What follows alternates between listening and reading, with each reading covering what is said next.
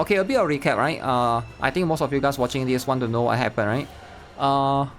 So the last episode in the story part 1, Modernia openly declared that she's the queen, right? I don't know what will happen right now because everybody don't know that she's the queen. So now that everybody know, we'll see what happens. We'll see what happens. We'll look at a mother's heart, right? This isn't looking good. Mirror. Huge! Okay. What do you mean? Okay, that's too much. That's too huge, right? Marion went and revealed that she's the queen. Why would she do that? Why would she reveal? And why's that a bad thing? The original plan was for Marion to keep the fact that she's the queen hidden, Secret. Keep a secret. Marion cannot keep a secret. while I subtly leak it to the other side. The other side. Then everyone would give her hell. And once she broke down, I'd swoop in and sweet-talk her. Ah. Up to some nasty business, were you? Nasty business, you say? I prefer the term strategy. Strategy. Turning someone into a puppet isn't something that happens overnight. You have to take your time with it. Would you like to know how to brainwash someone? I do have a few methods. Oh shoot, brainwashing. I'm not interested. Well, that was my plan, but she went and said it first. At that level, it's practically a public announcement. I guess they might try to kill Marion. She is the queen, after all. Will they? Thus concludes mine account of young Lady Marion. Thank you, Nayuta. Everyone? Nothing's changed. I concur. Oh. I already had some suspicions when she aimed a gun at us back in the Crown Kingdom. Okay, so some of them already know. Alright. And after all, our target is that queen over there. What matters now is what comes next. Marion, will you have the Raptures destroy humanity? No. And what guarantee is there that it won't happen? If that does happen, I want you to kill me. Kill her. Marion, kill her. Oh. Noted. Do the maidens of the Crown Kingdom harbor any objection to this, prithee? Talos? Yes. Talos grabs Chime and lifts her up. Chime locks eyes with Marion. Chime. Smack! Chime whacks Marion on the head. Ow! Queen or no, I care not. You're not but a subject of the Crown Kingdom. Them eyes become big. Thou needest only tell me where thou art and what thou dost in good time.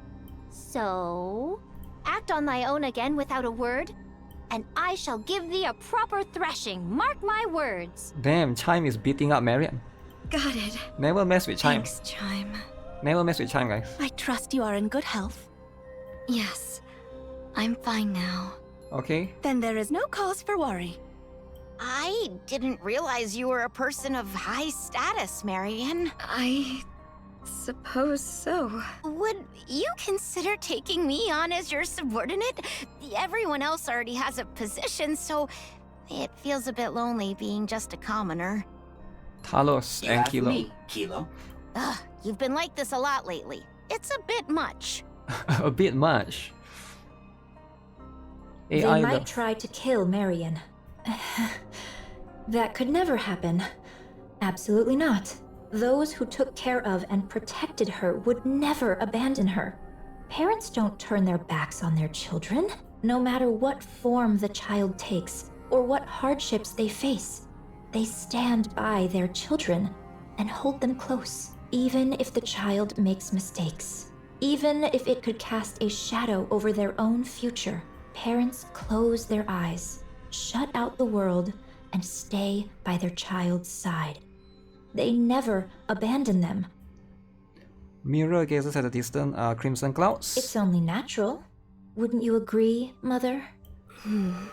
Mother. Still, even if that holds true for the pioneers and the Crown Kingdom, Eden might see things differently. Yup, Eden is going to be the enemy here, right? They don't know Marion well. They have no understanding of what she truly is, or the nature of her being. So are they saying that Eden, in terms of like Johan, might try to kill her? To them, She is little more than a NIKKE who became a heretic, and then awakened her queen gene. Nothing more, nothing less. A being steeped in peril. Uh-oh. Done with your tearful reunion. Uh-oh. Johann is gonna kill her. Uh-oh. Then get back to your posts. Nikkes of the Crown Kingdom, follow Cecil. We'll review your specialities and specs afterward.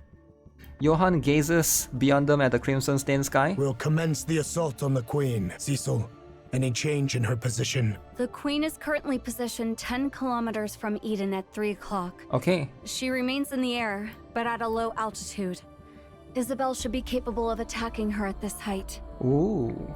As observed, she is taking no action, not even deploying raptures. Can Isabel do it alone though? She's likely performing repairs after sustaining hits from Eden's spear and Marian cannon. Or perchance she is afeared, and doth but watch how events unfold. Your overactive imagination will be your downfall, monk. 'Twas but a thought I voiced. What's your plan for those clones out there? There's clones? For now, I shall her leave them clones. thus, for it is not possible to bring them into Eden. Right. I refuse to let any more unknowns inside. I like that Nayuta's skill is like Naruto, right? Okay. Everyone, perform maintenance and remain vigilant until further orders. Okay. Young hero and maidens of Inherit, if it so pleaseth thee, I would fain converse with thee for but a moment. Very well. A mother's hut. Young hero, is there aught thou wouldst say? What nonsense are you spouting? I cannot fathom the significance that young Lady Marian holds for thee. Yet a queen is still a queen. A queen is not to be forgiven. Eden's warriors shall slay the wicked queen without fail, or something of the sort. What choice do we have? None, verily. You see? We've got no choice. The Queen's right there. A threat plain as day.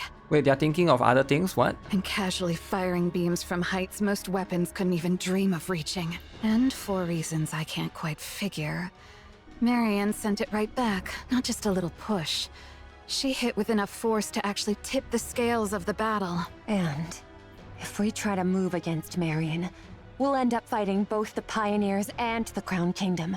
What? Why would they try to do that? A fight among ourselves right now could be the end of us. Marian isn't a problem for now. That could change later.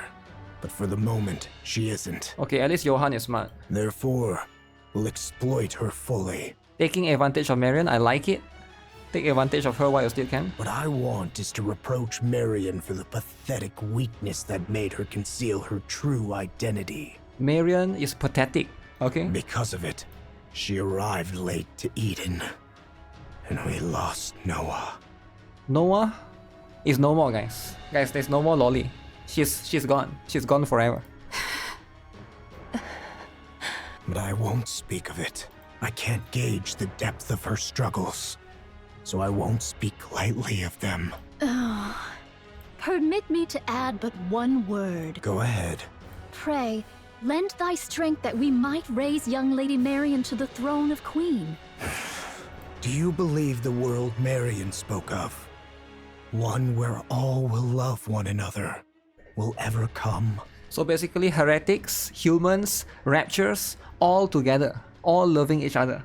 Is that possible? I don't think so. I don't think it's possible. Such a thing shall never come to pass. You're no different from them, monk. No. You're worse. You're worse? Utter scum. Scum? Did I not say it, heir? Verily, this humble self shall do whatever is needful to achieve victory. But Eden won't make a move against Marian. Or rather, it's more accurate to say they simply can't. The one we should be watching is Nayuta. Why? It's just a hunch, but I believe she has another agenda. Oh. So all the while, Nayuta has an agenda? What other agenda could she have? The two possibilities are either Marian becomes queen, or she gets killed when the queen gene is taken from her. Is Nayuta the evil one all the while? Woke agenda? Woke agenda? Yes, but I have a feeling that Nayuta was the one who planted the idea in Marion's head. Oh.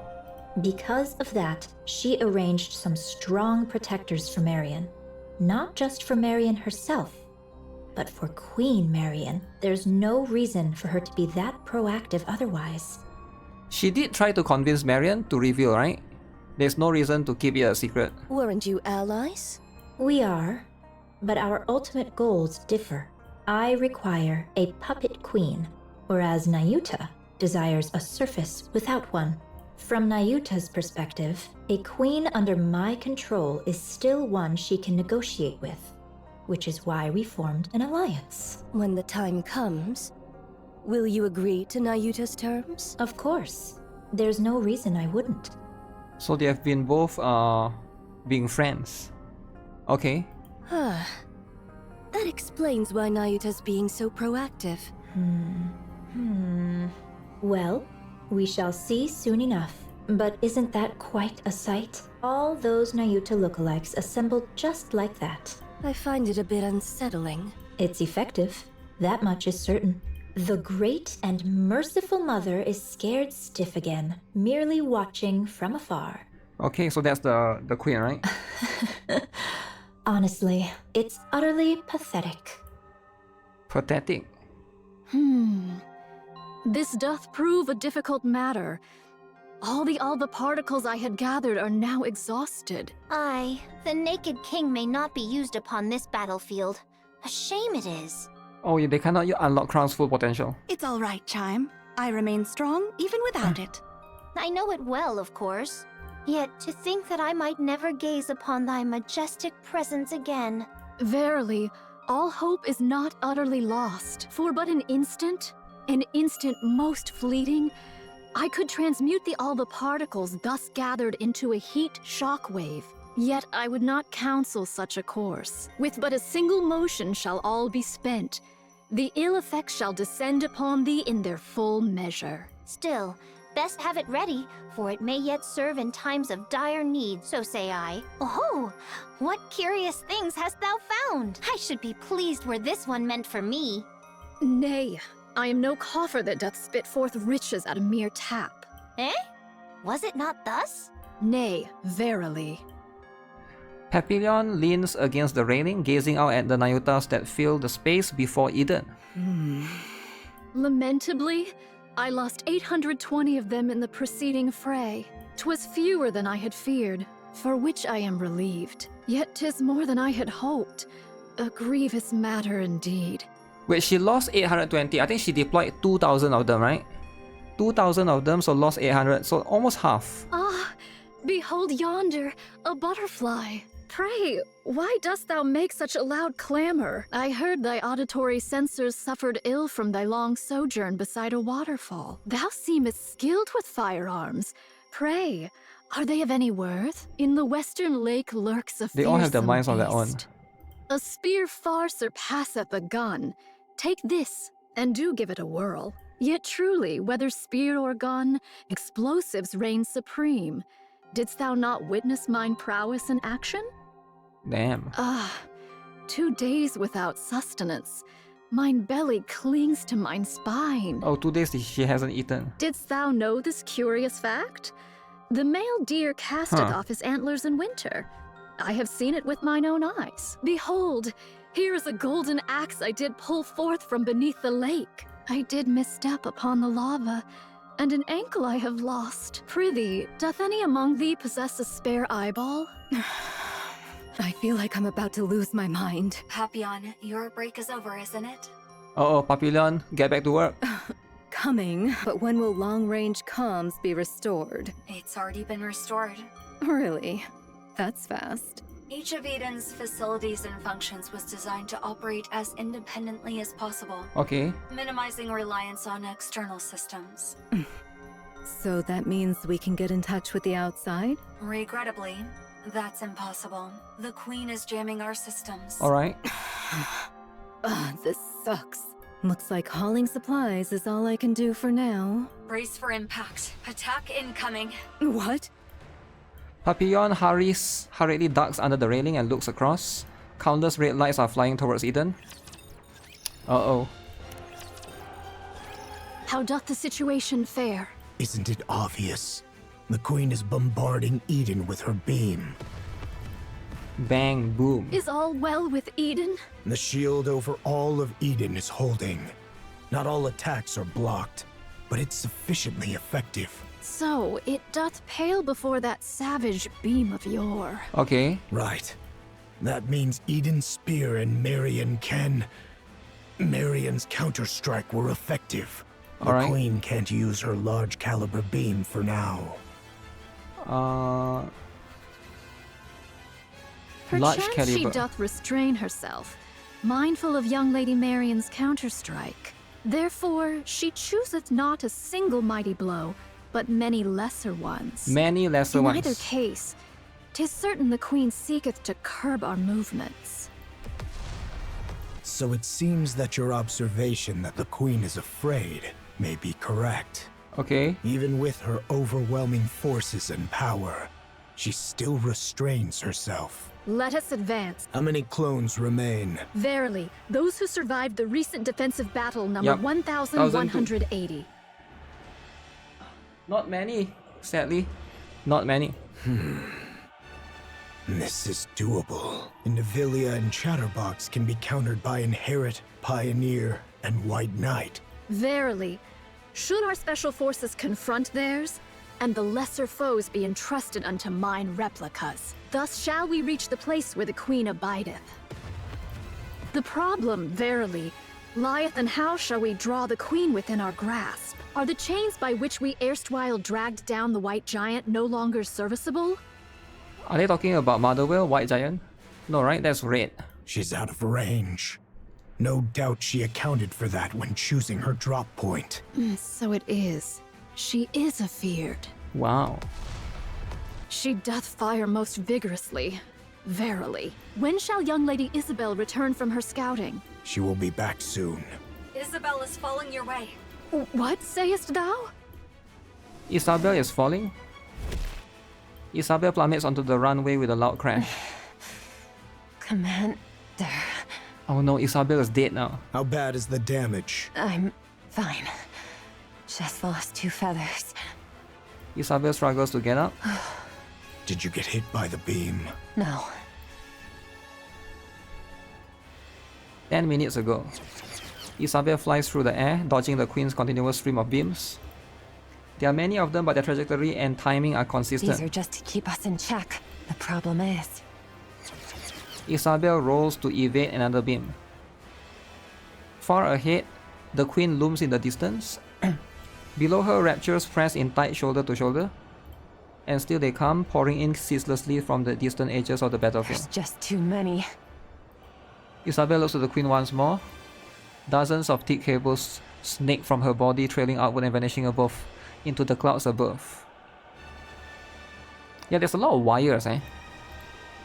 Curiosity grabs her. She wants to know what those wires are connected to. She ascends, her sensors flare with warnings, her temperature and pressure readings in chaos. But she has time just enough. Isabel surges outward, breaking through the clouds. What's this? A massive black object is tethered to the Queen by thick winding cables. Oh, so the Queen is connected to something. Its purpose is unclear, it's just a dark, hulking mass with no discernible form. From 2 open cavities, smoke curls outward, lit by a burst of erratic sparks. Are those from Eden's spear and Marion cannon? Then this must be... The black mass opened its eyes, or at least that's how it felt to Isabel. Dozens of glowing red cores reveal themselves across its surface.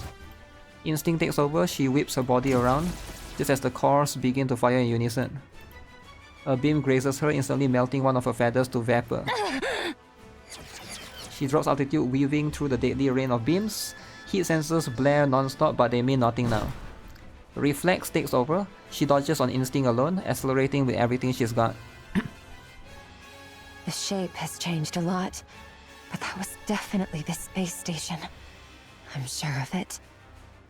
So it is the space station. Art thou speaking of the orbital forge? Yes, the Queen is currently linked to it, and the space station's been retrofitted as a fortress. She hath descended with the orbital forge still whole, and wrought it into a fortress.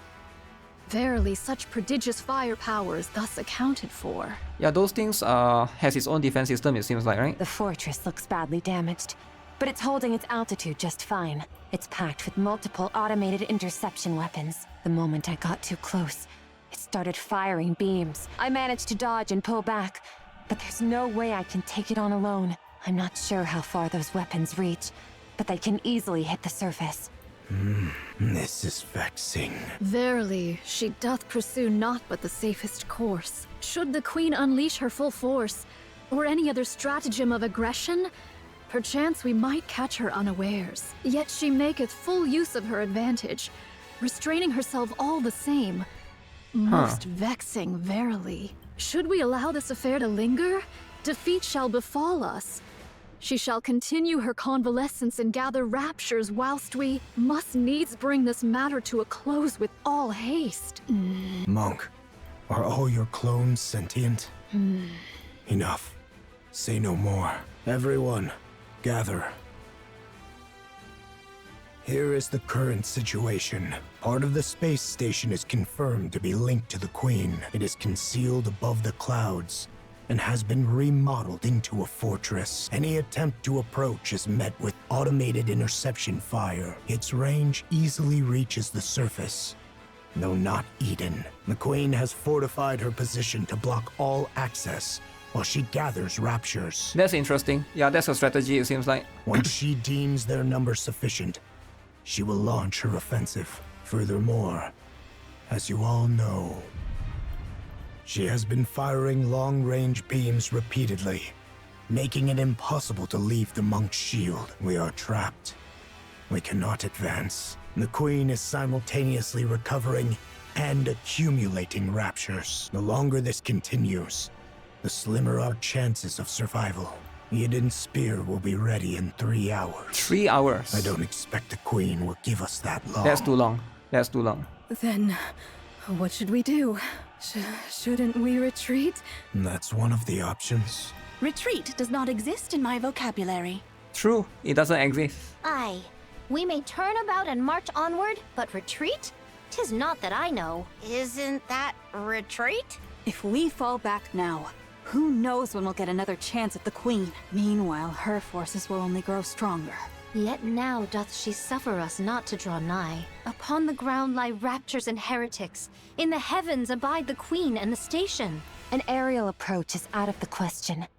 There are too many interception weapons, and they're all far too precise. Not even I could dodge them. Over 5 Stormbringers have been spotted. 5? Approaching in a transport ship would be suicide. Stormbringer is the boss that we always fight, right? And that one is an elite class rapture. Johan, it seems we have no means left at our disposal. Oh no. What do you intend to do, my commander? I'll take the lead. I can withstand all the Queen's attacks.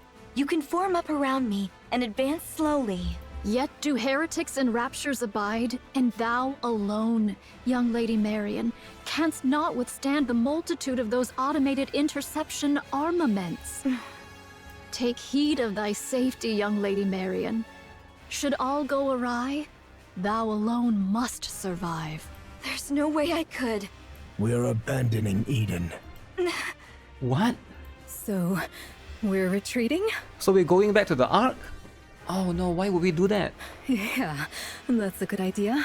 No matter how important this place is, when it's time to retreat, you retreat. We'll overload Eden's main power source and trigger a self-destruction. Everything within 10 kilometers will be reduced to rubble. We'll lure them in as close as possible, and then detonate. That's like a big nuclear bomb or something, right? It's like 10 kilometers, it's quite far. Then we'll leave the rest up to him. Him? Who is him? It seems that's the only way for now. Even a mere scratch would please me. What are you talking about? You want to lure them in and self-destruct? Who's supposed to do the luring? And what happens to the poor soul who actually does it? Inherit will lure them in. Feigning the launch of Eden's spear is an option. The rest, withdraw at once. I'll go. Nayuta, can I borrow that insanely fast camel of yours? I'll go ask the Ark for support. Sounds way better than blowing ourselves up, don't you think? Ark for support? Who will help them though, right? Maybe Mustang? Maybe Suyin? We don't need the Ark's help. Damn, Ark hated. What nonsense is that when we're about to die? We have to survive first. No. Always go with the agenda of hating the Ark. There are things more important than mere survival. Would you cut it out with that crazy talk? What could possibly matter more than staying alive? There is. There's no way something like that exists. Young hero Johann, there remains another course. Uh-oh, there's another option. That is not an option. This humble one knows not how often these words have been spoken unto thee, young hero Johann. Yet once more shall they be uttered. Nay, we shall do whatsoever is needed to prevail. And what is that? What would they do, guys? A Nayuta like no other. A monk dashes forward, staff gripped tightly in hand. Dodging the crimson light pouring from above and ahead, she swings her staff at the Rapture before her. The Rapture's armor shatters, revealing the core beneath. Without pause, she drives the staff deep into it. Even as another Rapture lunges from the side, her eyes snap towards it. The staff follows, arcing in a swift practice strike. The crimson light engulfs her upper body, melting it away without a trace. Blue flames bloom across what remains of her, leaving behind only a shimmer of golden particles. Golden particles scatter like a dust in the wind, drifting far beyond entering the monk, who is seated calmly in meditation. Memories begin to flow in. That clone once had a herd of deer she cared for. She fed them, tended to the fawns, and protected them from predators. One newborn fawn was in poor health, and she watched over it with utmost care. The fawn clung to the clone as if she were its mother, and the doe regarded her as family. The image of the fawn growing up, the longing for the herd, and the searing pain for the upper body melted away, all came true in full force. Nayuta erases the memory, leaving only information about the terrain. Like a raging warlord, another monk tears through the horde of raptures. Along the path forward, 20 had already fallen, crushed beneath unstoppable might. Though she lost an arm to the crimson light blazing ahead, she presses on without pause. Narrowly dodging the fiery beams raining down from above, she loses her footing and collapses. A rapture's leg slams down, crushing her. Blue flames bloom across what remains of her, leaving only a shimmer of golden particles. So the golden particles is supposed to go back to the original one, right? The golden particles scatter like dust in the wind, drifting far before entering the monk, who is seated calmly in meditation. Memories begin to flow in.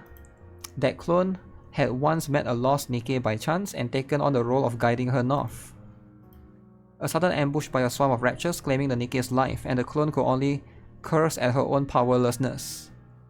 Is this who I think it is? It might be from the Christmas story one, right? She pushed herself through endless training, determined to prevent it from ever happening again. Nayuta erases the memory, leaving only information about the martial techniques. A memory of a clone who broke down in tears before the grave of someone whose name she never knew. A memory of a clone who lived her entire life consumed by hatred, killing raptures and nothing more. A memory of a clone who befriended a scarecrow in a wheat field and promised she would return. A memory of a clone who built a house by the sea and spent her days staring endlessly at the waves. All these memories flow into Nayuta, but she erases all the personal memories of each clone. Tears fall. She mourns the traces left by those countless clones. She grieves knowing she is too small as a vessel to hold all their memories, so she laments and erases them. And as tears fall, she watches helplessly as countless clones, each living their own life, yet so like herself, vanish into red light. And all the while, they charge towards the horde of raptures. 20 minutes ago. I shall dispatch all my replicas in unison to charge, that they may at once contend with the raptures and serve as bulwarks against the Queen's interception arms. Okay, so that's the plan. What do you mean by a shield? Surely thou art not. The muzzles of these automatic armaments number scarcely 1,000. Should we draw nigh, my replicas shall serve as... the bait. Surely thou meanest not to use thy replicas as naught but cannon fodder? So basically, she's just sacrificing her clones, all of the clones. All the clones have their own consciousness, that's right. And they've all lived through their own memories and stuff, right? Verily so. A most reckless deed. A pointless sacrifice. Nothing will come of it. Verily, there is. Whilst all automated interceptors do assail my replicas, 'tis thy task to lay waste unto the orbital forge. Pray, dost thou deem this inhumane? Yes. Fret not. Mine replicas are wrought from my nymph.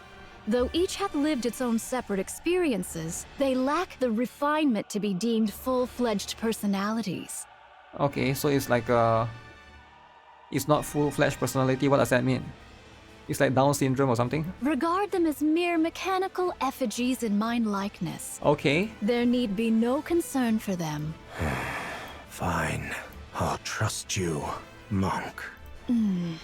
I thank thee, young hero Johann.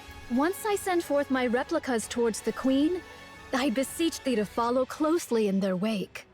Once I send, okay, I beseech to follow closely in the We wake. possess but a single opportunity. While the intercepting arms are fixed upon the ground forces, The intercepting arms are fixed upon the ground forces, okay. direct thine efforts to render the orbital forge powerless. Upon its destruction, we shall pour forth the entirety of our prowess. Haran. I know. None but you and I can do this. At present, Isabel is flying alongside Heron. We'll be near the space station shortly. Yeah, I can see it. This will not be Oh easy. shit, there's a cake shot right there. You'll manage it, won't you? Of course. Isabel picks up speed. The space station looms closer, its colossal structure growing more imposing by the second. As they draw even nearer, some of the countless red cores that had been looking down turn their gaze towards Isabel and Heron. We've been spotted. We can break through from here. Hang on tight.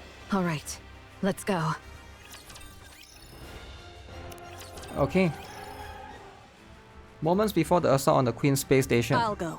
I'm better at annihilation battles than you. You're deluding yourself, Snow White. You may fight well, but by raw specs, you're no match for me. Raw specs. This space station is no match for your clever tricks.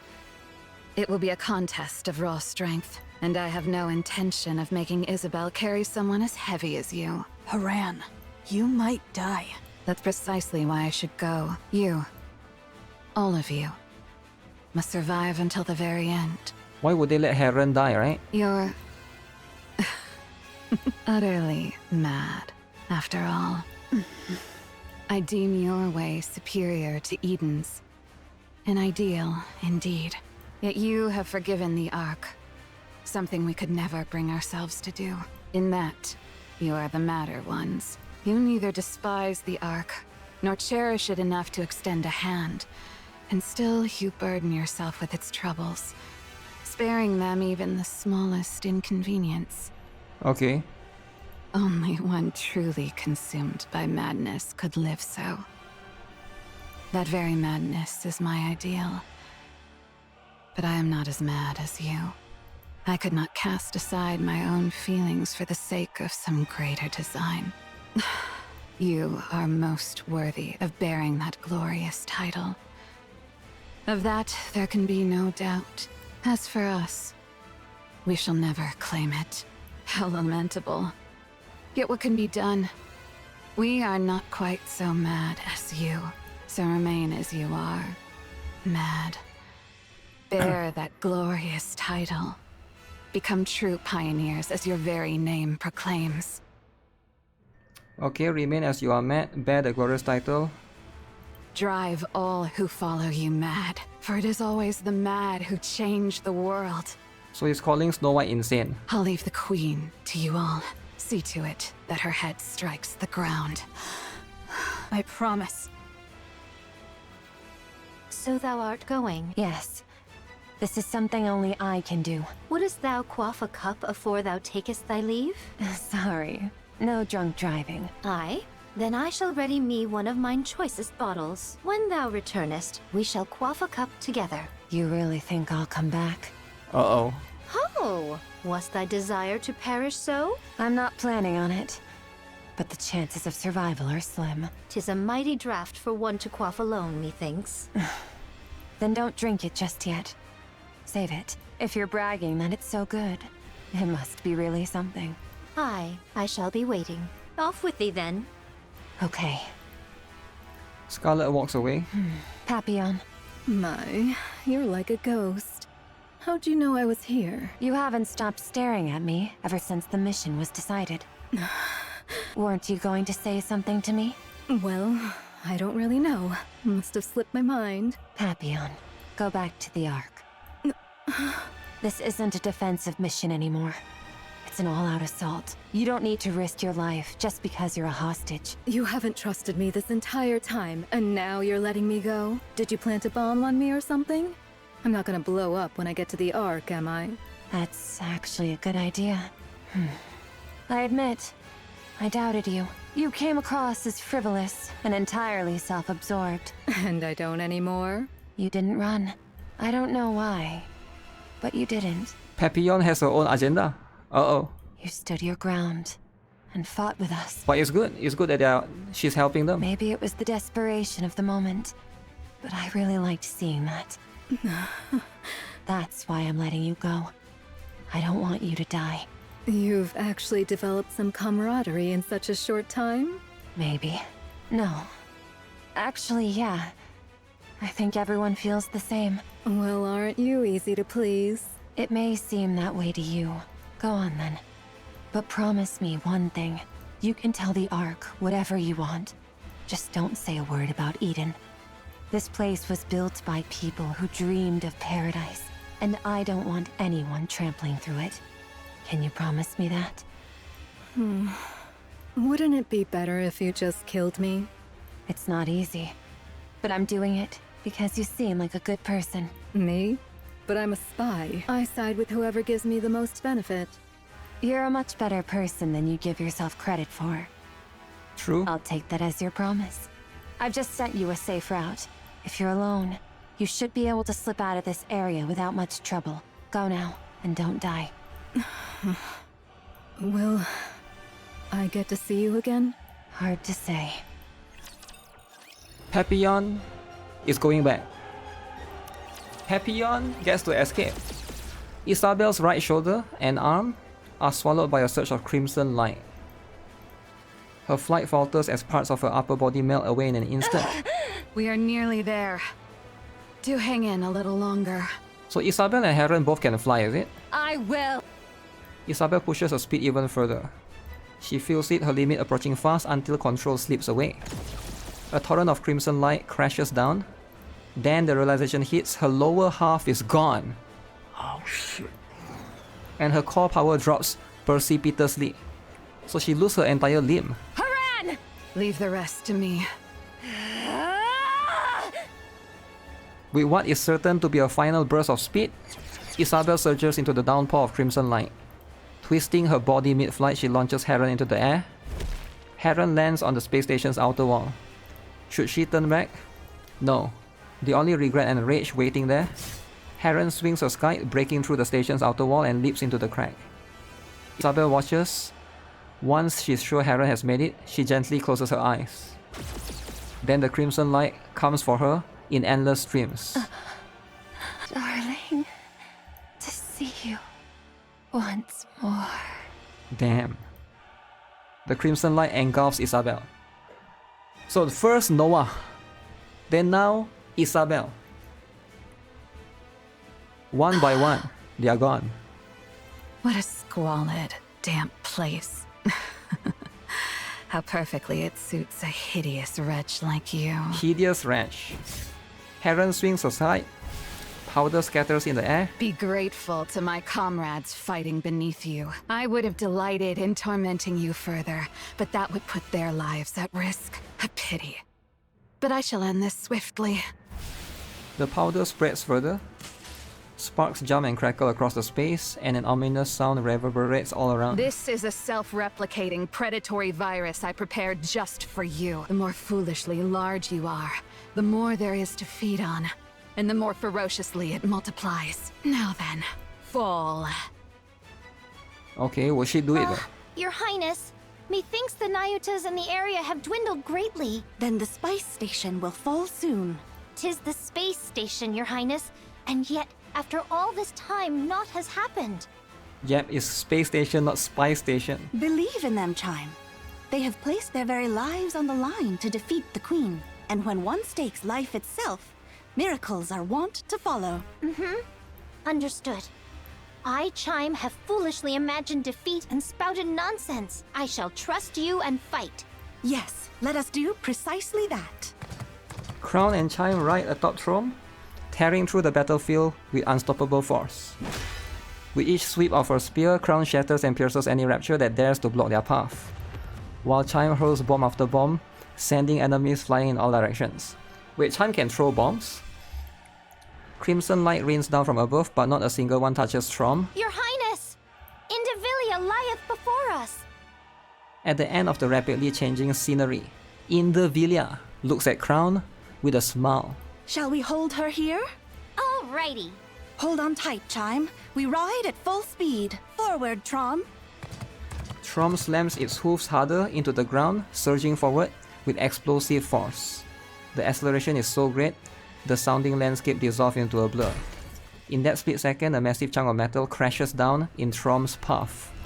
The impact sends a deep tremor through the earth, and thick dust billows up in its wake. Crown's gaze snaps skyward. Beyond the blood-red clouds, rusted, broken fragments of steel rain down like a storm. The Queen is descending, slowly, steadily, drawing closer to the surface. And then, all at once, the relentless barrage of crimson light comes to a halt. It seems it has fallen. We did it! Space station neutralized. Initiating death blow sequence. Do remind me, what was that again? Fall back! We must retreat, Your Highness. Should we be ensnared, all is lost! Ah, so that was the plan. Very well. Fall back. The chunk of steel in Trom's way is sliced in half and crashes to the ground. From beyond the wreckage, Indivila's tail comes whipping forward. Aim directly at Chime's neck. There is still a matter of revenge I must see through. Aim for the lolly. Never let her go. That's what Indivila is thinking right now. Crown turns sharply, thrusting her spear up just in time to shield Chime's side. Just as I thought. Uh-oh. Indivila launches a relentless assault on Chime. The air cracks with piercing shrieks as blades and spears collide in a clash of metal. Crown intercepts every strike, shielding Chime without fail. Worry not, Chime. I will ensure you are safe. Yes. You are truly suited to die for others. Continue shouldering their lives and missions until your death. Indivila's blades gains terrifying speed and locks onto Chime like a predator, relentless in its pursuit. Chime is gonna die, isn't she? It's gonna be over. Chime curses herself for being powerless as the battle rages on before her. And yet at the same time she feels a flicker of relief as she watches the king's back standing before her and blocking everything. Indivila's tail sweeps in a vicious arc, aiming not at Crown but at Chime behind her. It's a devastating blow. Crown sees it coming and knows that if she can block this, the moment to counter will be hers. Crown's spear meets the tail's blade. As she adjusts her stance for a swift retaliation, a strange sensation creeps over her. Her body feels sluggish. I've been sprinkling the alva particles you like, letting them seep in. Does it please you? Chime, retreat! It's already too late. Indivila's tail lashes towards Chime once more, but Crown steps in to block it. Indeed. I expected you would do that. The tail, once sweeping horizontally through the air, suddenly shifts course in a heartbeat. Its blade as the tip surges skyward, then crashes down with little force. Indivila's strike buries itself into Crown's shoulder, carving a ruthless path downward. The blade doesn't stop until it has slashed clean through to her waist. Only then does it tear free from her body.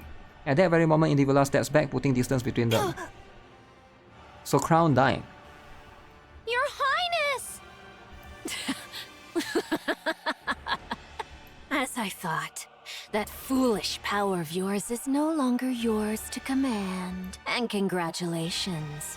To lay down your life for another. Surely there is no greater honor for you.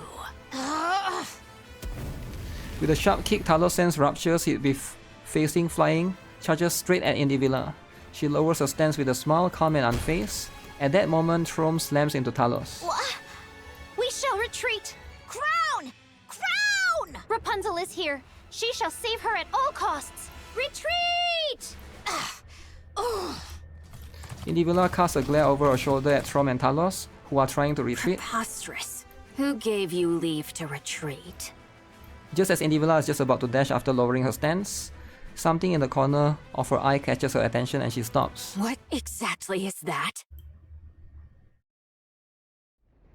Marion looks to the sky. A sky stained in crimson. Fragments of steel pour down like rain. She let her gaze drift to the battlefield. To the Nayutas who have fallen, to those still dying, to Isabel and Heron who are risking their lives, to the Nikkes of the Crown Kingdom letting out battle cries as they fight, to the Raptures dying by the dozens. Everything Marion holds dear is locked in a desperate battle to the death. She feels a sorrow so heavy it presses on her chest. At the same time, a surge of anger begins to boil within her. She's mad. She lifts her head once more to the sky. Her eyes fall on the thing suspended upon the wires stretched across the clouds. The Queen watches the carnage below with cold indifference. It's you! So it really was you! Black light bursts out from Marion's body. Black particles scatter into the air as the ground shakes beneath her. Because of you! Because of you! We... Black light bursts forth. Instinctively, Indivilla takes a step back. All of a sudden, a massive figure appears on the battlefield. She knows exactly what it is, more than anyone. Transformation. So Marion transforms. Her transformation is just the one in the mag, right? Young Lady Marion, canst thou accomplish it? If it pleaseth thee not, I shall not compel thee. To be honest, I don't want to. I don't want to see anyone die. Be it Raptures or any of you. I don't want to have to kill Raptures, but... Marion stares straight at Nayuta. Her eyes are still glazed with sorrow. Tear streaks edge down her cheeks. I shouldn't be saying something like this to you, Nayuta. Those clones of yours aren't just mechanical robots, are they? They're living beings, right? Verily, it doth depend upon how one doth define life itself. Yet, in the common conceit, thou mayest so say. Huh. I'll do it. Everyone's out there fighting, putting everything on the line. I'll do the same. I'll give it my all. Fall!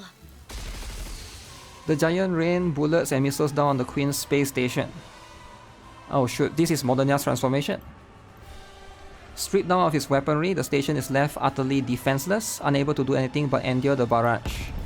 A thunderous explosion tears through it, and its shattered components come falling down like deadly hail. Countless Raptures are obliterated beneath the crashing wreckage. How big is this thing? It must be super big, right? The giant pulls back, then deploys the particle cannon mounted on the shoulder. Light begins to pool inside the barrel. Quickly reaching critical mass, the air ripples as particles quiver on the brink of release. Fall! It is you who shall fall. Having taken the form of gigantic centipede, Indivilla unleashes a bolt of lightning that tears through the sky, stretching towards the giant's body. In an instant, Marion's massive body vanishes, as if it had never been there in the first place. What is this? Without warning, Marion's massive form appears behind the Queen's space station. Particle disassembly and reassembly? So you've forsaken both your humanity and Rapture selves alike. You incomplete abomination! That Marion can do that? She can shift from space and time. Fall! The particle cannon emits a blast of light. It pierces through the station, then skims across the ground. Raptures caught in its path shatter and melt under the searing beam. Curse it! The giant centipede swings its tail with crushing force. Marian's body reels from the blow, her stance faltering. In a flash, the giant centipede coils its long body around her frame, then unleashes a violent surge of electricity. I shall either roast you as you stand, or crush you outright! Your queen has fallen, and yet you still linger in the air. Truly a most disloyal servant. A battered heron plummets from above and lands atop the giant centipede's head. So Heron is here to kill Indivilla. Without the slightest hesitation, she drives her scythe onto the centipede's forehead. Then a surge of lightning lashes out, racing across the blade. Now it's your turn to fall. Damn, this is the most gruesome heron picture ever. Black powder erupts like an explosion. The giant centipede's body rusts away in an instant, crumbling as if weathered by centuries. At the same time, rust begins to spread across Heron's body as well. Can my immunity not keep up anymore? Very well. Johan, my commander. I'm listening. Have we completed our mission then? Mission complete. Inherit. I'm glad to hear it. I know it may be greedy of me, but for the first and last time, would you bestow upon us that glorious title? Well done, goddesses of victory. Damn. Wonderful it is to hear. Follower, I leave the rest. Heron crumbles into dust and vanishes. In the next moment, nothing remains. At the same time, the giant centipede also disintegrates. Freed from the armor that was the centipede, Indivilla begins to fall. As she does, she gazes up at the sky. The exploding space station, the falling queen, and the giant Marian tearing through the raptures with relentless fury. For the first time in the battle, the notion of defeat enters Indivilla's mind.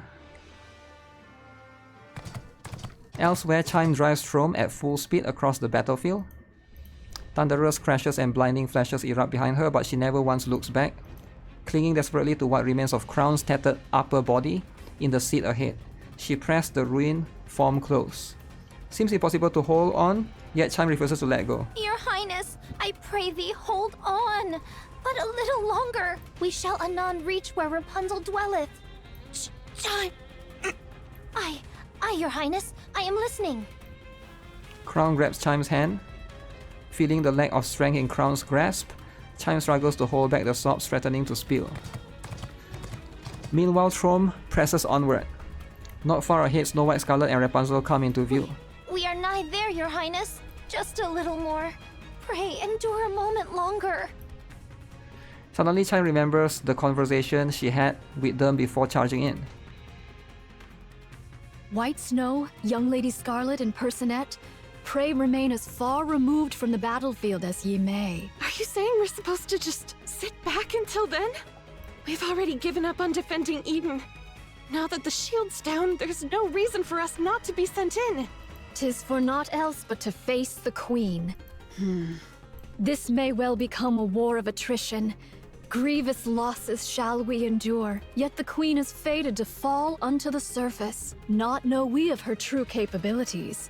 Thus, none but ye three may confront her. I beseech thee, preserve thy strength until that appointed hour. Are we then to do naught but stand idle and behold? So it is. Damn, so they are not going to help Crown then, right? How can we do that when everyone is out there risking their lives? You have greater matters to attend to. Leave the lesser ones to us. See to it that the Queen is defeated. Had the Naked King been fully charged, it would have sufficed for her Highness alone. But 'tis as it is, so I shall yield for now. See that thou triumphest. I trust in thee. Aha. Without fail. Okay, that's how it is. Chime. Crown tightens a grip on Chime's hand. With all the strength she can muster, And I understand, Your Highness. Chime. Here. Talos produces some camouflage stuff from its backpack. Chime takes it and covers Crown's torso. Thanks.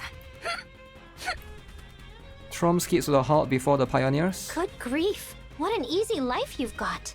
The queen hath fallen. Go on. Fetch her head at once. We will. 'Tis about time we toddle off. Is Crown all right? Ah, worry not. She hath merely gone to cool herself after exerting far too much. Linger not, lest her highness return and take the queen's head herself. If thou wouldest keep thy glory, make haste, I say. That shall not do. Let us make haste. Righty-o! Off with thee! We'll be back.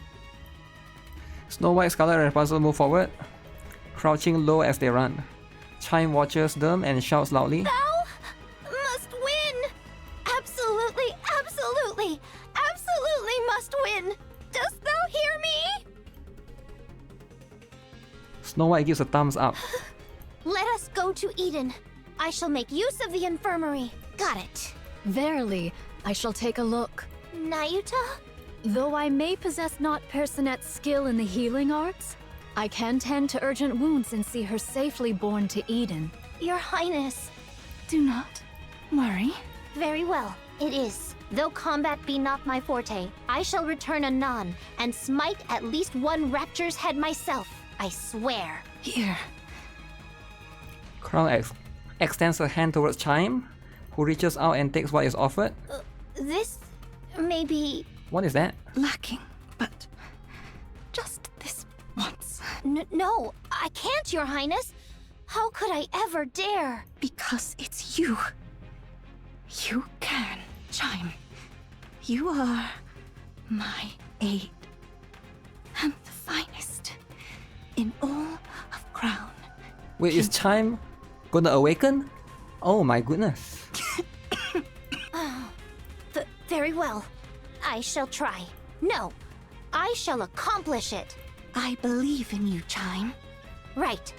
Kilo, away we go! Yes. You're Nayuta, right? Please take good care of Crown. She's the one who showed me where I truly belong. And someone really precious to me. I'm counting on you. Understood. I shall see to it myself that she liveth. Verily. Chime, Kilo, Talos nod and dash onto the battlefield without a moment's hesitation. Meanwhile, Nayuta watches them quietly. Now then, young Lady Crown, pray endure but a little longer. This humble one shall exert all mine utmost strength to grasp thy thread of life. Nayuta, why do you merely stand and watch? Huh? Why do you not run out to join them? Pray, refrain from discourse. I must needs devote myself wholly to thy treatment. Are you afraid? You know so much, yet you cannot decide. Is that why you keep standing by? Oh, verily, I am beset with fear. To know more than others doth not ever bring advantage. Should matters go awry, I do fear the fault shall rest upon me. Therefore, I am unable to decide. How clever of you. So it would seem. Nayuta, merely standing by and watching won't change a thing. It seems like that's what she's been doing all the while, right? Even in the first half of the story. Verily, I am aware.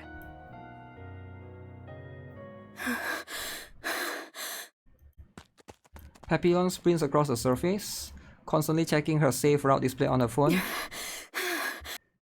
The safe route Isabel gave her has proven reliable. She hasn't run into a single rapture so far. At this pace, she's confident she'll make it to the Ark without incident.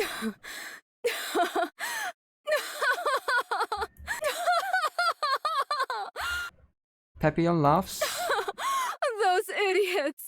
Those idiots! Those lunatics! I show them a little kindness, and they're ready to give me everything. Honestly, it's almost too easy. I knew it. Lady Luck's on my side. So she betrayed them all the while. Okay. So Papillon is a betrayer. Makes sense. Papillon runs as she recalls the events before she escaped from Eden. I'll be running away. I see. Has Isabel provided you with the safe route? You knew? Of course. I'm the one who plotted the route. Oh, right. Farewell. There's much I'd prefer you not disclose when you return, but I doubt it matters anymore. Whether you speak of it or not is entirely up to you. Aren't you going to stop me? Do you want me to? I'm not sure. For a hostage, you were surprisingly helpful. Yeah, she is very helpful. I appreciate that, but no further involvement will be permitted. Oh, come on. You could have said something like, now that we're comrades, how about risking your life for us just this once? I don't speak in such a saccharine fashion. Saccharine? Moreover, one cannot compel another to risk their life. Only you can determine the value of your own life. So you're fine with putting your life on the line here. That's how much you think your life is worth? Yes, that is my decision. Cecil, I'll be frank. Wouldn't it be smarter to fall back, regroup, and then fight again? This isn't your only chance, after all. No, this is our only chance. While they fear us, there is much we can accomplish. To retreat would be to reveal our hand. And then next time, they would act far more boldly. And the Queen has already taken considerable damage. There's no guarantee we'll ever be able to inflict this much harm on her again. Yeah, like there's never a chance. It's quite a rare opportunity for sure, right? Why are you all going to such lengths? This is strange. What can possibly be more important than your own lives? Who knows? Perhaps it's just as you said. We've all gone mad. Gone mad. Insane. Every last one of them. Papillon steadies her racked up breathing and looks up. A radio tower looms overhead.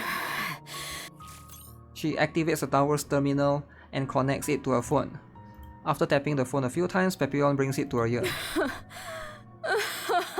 What am I even doing right now? Seriously? The signal goes through. Soon after, a voice can be heard from the other's end. How bold of you to call me. This better be something important. Come to Eden. Hurry. I have no time for that right now.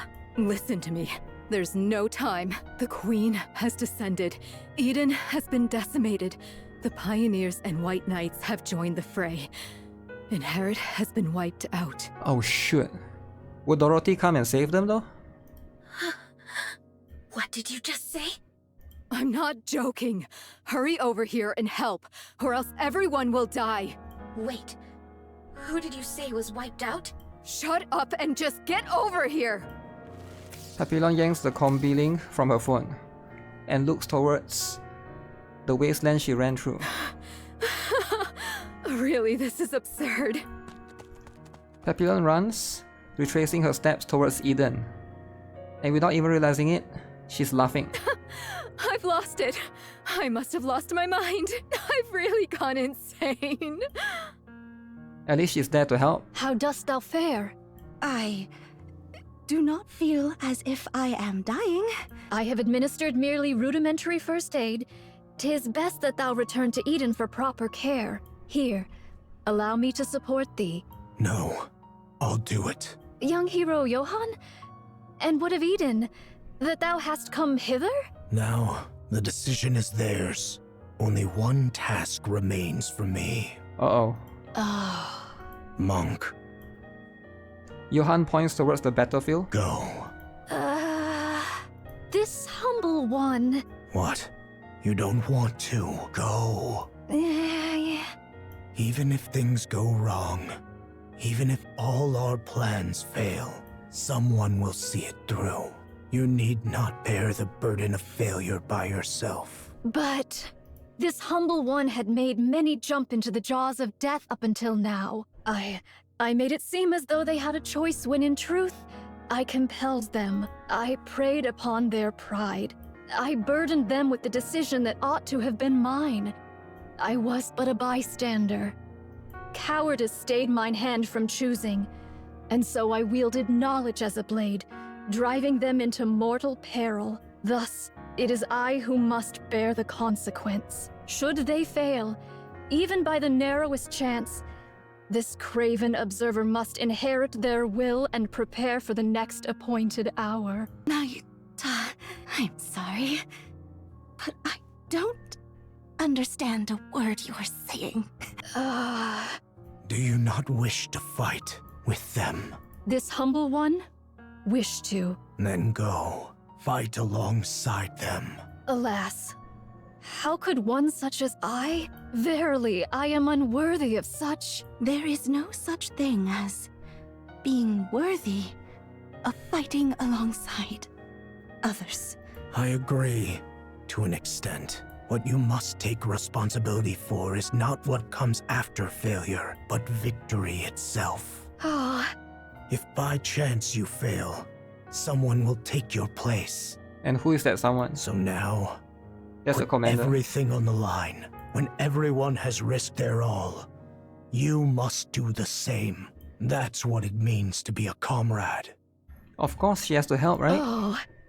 Oh, great hero, that I should be fated to encounter thee. Take this. Johan throws something at Nayuta. It is a red-tipped bullet. Vaphaus? Oh, she got Vaphaus. Use it as you will, but don't waste it. Verily, this responsibility is most grievous. All the more reason for you to make the decision yourself. Don't leave it to others. Oh. Cecil, clear the infirmary. One NIKKE is incoming. Got it. Nayuta hesitates, then takes a step forward. Slowly she begins to walk. Then all at once she is running. The silver monk sprints ahead, moving with a speed she has never used before. Okay.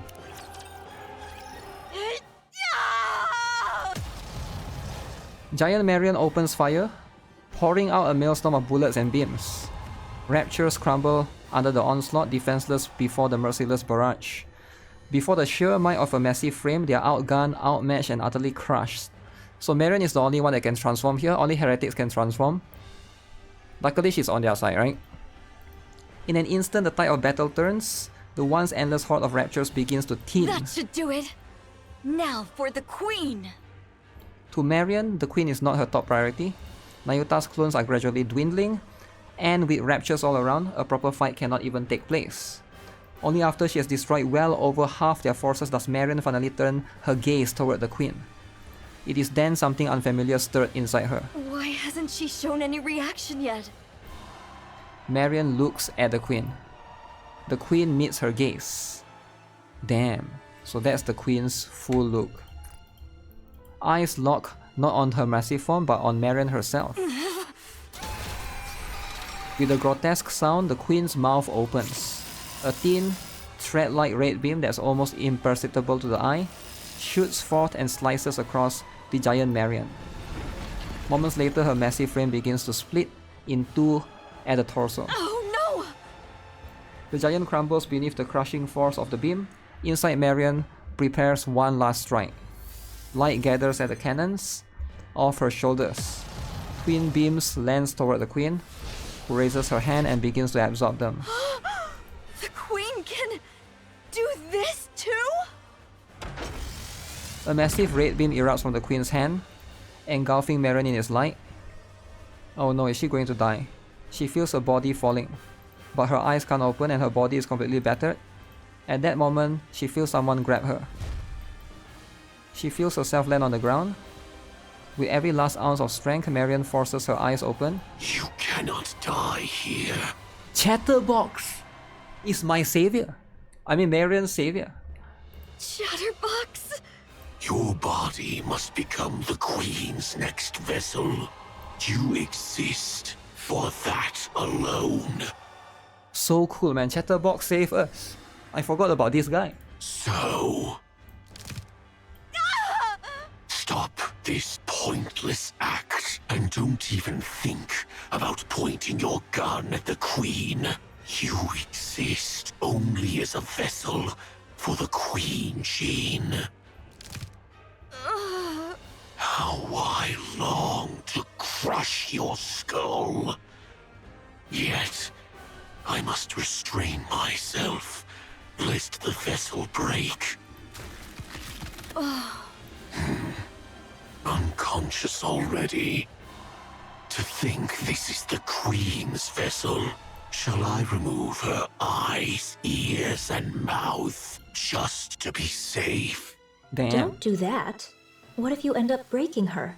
Mira. You followed my orders and retrieved Marion. Well, safely, if we're being generous with that term. So she... Okay, so Chatterbox is working for Mira, not Queen. I thought he's working for the Queen, so he's working for Ratius all the while. Nicely done, anyway. Can she really become the Queen's new body? Of course. The Queen is old. More importantly, she herself says she wants a new body. Okay, that makes a lot of sense. I can't hear the Queen's voice. There's nothing we can do about that. Only heretics or entities above that level can hear her voice.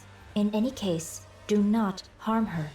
No one can guarantee what effect it might have on the vessel. So stick to the original plan and protect Marion. My goodness, I heard you even tried to eat her? That would have been a disaster. If the Queen found out, your head wouldn't be the only thing at risk. She might even exile you. Do you understand now how serious this is? I'll cover for you this time, but never do that again. Chatterbox was about to eat her. You want the Queen's recognition? And to hear her voice, don't you? Fine. I'll be careful. Yes, please make sure to do that. Oh, now that I think about it, how about the Vap House? Did you find it? I found out which body it's in. It's only a matter of time before we secure it. I see. As you know, Chatterbox, the Queen's body has aged, but the greater concern lies with her brain. She has overwritten Lillyweiss's brain with her own data, but the remnants of Lillyweiss's nymph continue to attack her. Okay, makes sense. Of course, the Queen is hardly one to be defeated by such a thing. Nevertheless, it is wise to remove any lingering threats. In any case, she must purge it to become the true Queen. Now that the Queen has descended, please act swiftly. Yeah, got it. That's a fine answer. Looks like everyone's here. Then I'll be on my way. You understand, don't you? Never, ever harm Marion. You're to cherish her dearly and keep her safe. Got it. I'll be careful. Mira crackles with static and vanishes. Chatterbox looks down on the battered Marion. Just as he reaches out for her, a thunderous roar erupts. He lifts his head towards the source of the sound. There, three figures with eyes burning with wrath are racing towards him like mad. Chatterbox. Thou shalt see no Moro alive. I will never forgive you.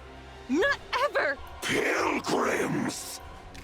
Chatterbox's hand ripples grotesquely. Crimson light ripples across it as it slowly takes the form of a dragon's head. You pests are always getting in my damn way! True, always, all the time, right? The dragon's head gathers fire in its mouth, but Scarlet's blade slices through it. Rapunzel's golden light pierces Chatterbox's neck, while Snow White swings a rifle with all her weight behind it. A sickening sound resonates as Chatterbox's head is torn free. What the hell? Is Chatterbox dead now? Oh no. Snow White's gun spits fire, blasting Chatterbox's head to pieces. Then she storms on what's left. You talk too much. Rapunzel, how fares Marion? Oh no, Chatterbox died! First we got Noah, then we got Herod, then we got Isabel, and now Chatterbox is gone too. Everybody's favorite male character. Oh. Man, Chatterbox could be so cool. Chatterbox banner. Everybody will be pulling multiple copies for Chatterbox banner, right? But now he's gone. How fares Marion? She sustained severe external damage, and Okay. her core output has dropped significantly. Can she be moved? I don't think this is the right time for that. Oh no, we can't move her. We can't move her. Lo, she cometh. Snow White raises her head and looks at the Queen. The Queen looks back at them. At last, the white pilgrims. cake. Okay. Stand before the Jet Black Queen. The Queen. I shall sever thy neck. This is the end, Queen. It's time, guys. Uh-oh, the two-headed fire dragon. That's different from what you told Nayuta. What do you mean? About Marion. You told Nayuta she's the next queen. But to Chatterbox, you said she's only the next vessel for the queen. So, which is it? Well, of course. What I told Nayuta. So you tricked Chatterbox? Yes. There's no reason not to. Damn, Chatterbox has been getting scammed all the while. Poor Chatterbox is desperately seeking the Queen's approval. Believing he has already been recognized and saved by her, he will do anything for her. Chatterbox got scammed.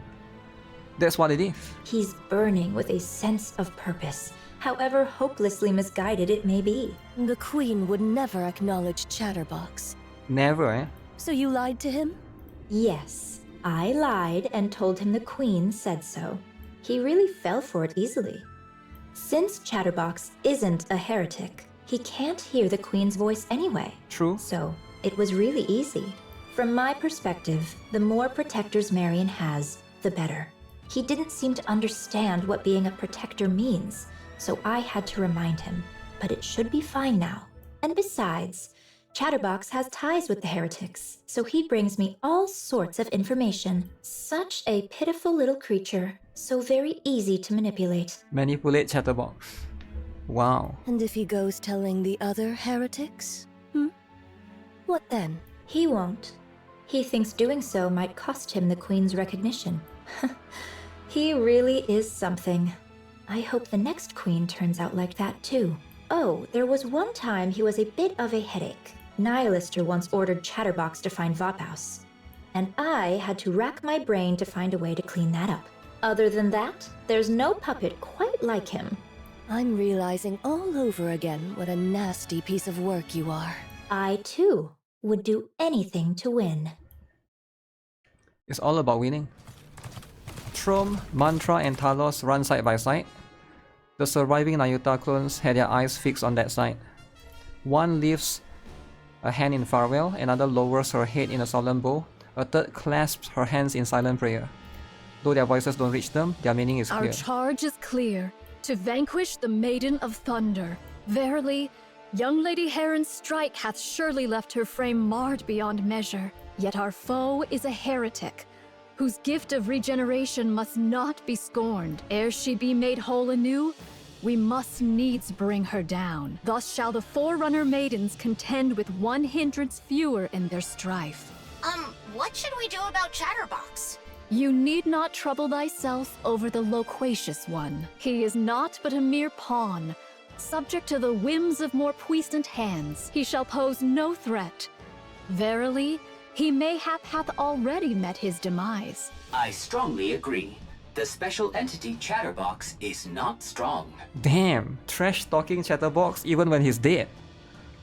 Damn. Well, that's 2 wins out of 2. Yeah, that's right.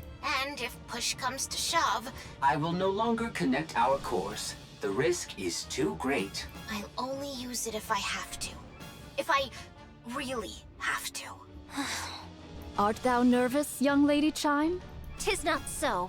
Pray, why art thou so silent? Speak not to me. Never speak to Chime. Nayuta closed her mouth and gazes silently at Chime's profile. At first glance, she seems tense, but her expression is clearly...